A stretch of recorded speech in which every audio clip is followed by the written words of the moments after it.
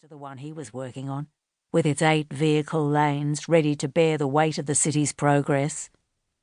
Up close, when he was standing under the base of one of the 28 piers, each a massive tower of concrete, that bridge was sometimes monstrous. The 2 arms, rising from opposite sides, were advancing towards each other. Soon the West Gate would span the Yarra River. Soon. Antonello began sketching the bridge long before Premier Balti signed off on the contracts. Studying the artists' representations and architects' blueprints printed in the newspapers, the solid piers, the long roadway, the spires, the snaking expanse across the water, he drew his own bridge. Lines, curves, shadows. He imagined driving over the West Gate. He imagined flying.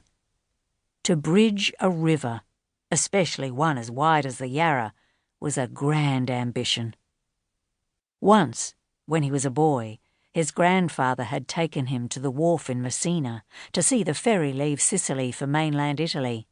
"They say they're going to build a bridge so that we can walk across the sea," said Nonno Giovanni. "Who is going to build it, Nonno?" he asked, awestruck. "What kind of man can build a bridge across the sea?" It's nonsense," Nonno Giovanni said. "Impossible. The sea can't be conquered, and only Jesus can walk on water." Just after 5 o'clock, Paolina snuck up behind Antonello, slipping her hands over his eyes.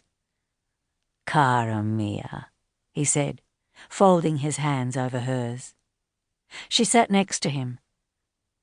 "The bridge looks gloomy." "It's the clouds," he replied, turning his attention to her. Paolina wore her blonde hair in one long plait, but strands had escaped and floated in the breeze. He paused for a moment and smiled. She moved closer and kissed him. He didn't want her to stop. Before he met Paolina, public displays of affection between couples embarrassed him. With past girlfriends, he'd controlled his desires, waited until they were able to find a quiet, private place. But not with Paolina. Not even now that they were married and could go home and make love whenever they wanted to. He searched for her hand as they walked. If they were sitting, he pushed his leg against hers. If they were standing, he wrapped his arm around her waist. His body gravitated towards her.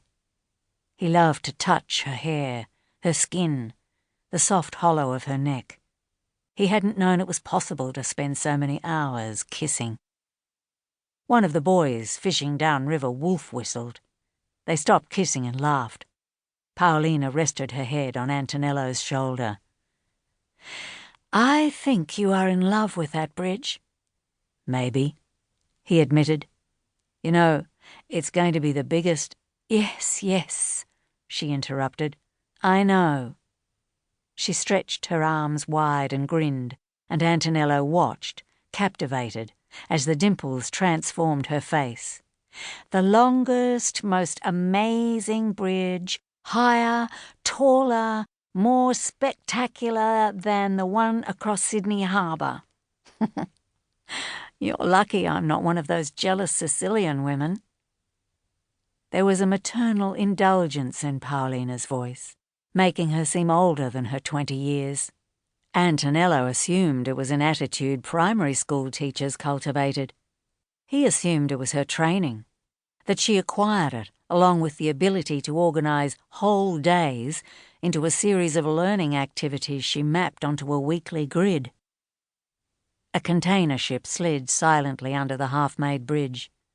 Grey foam splashed onto the bank.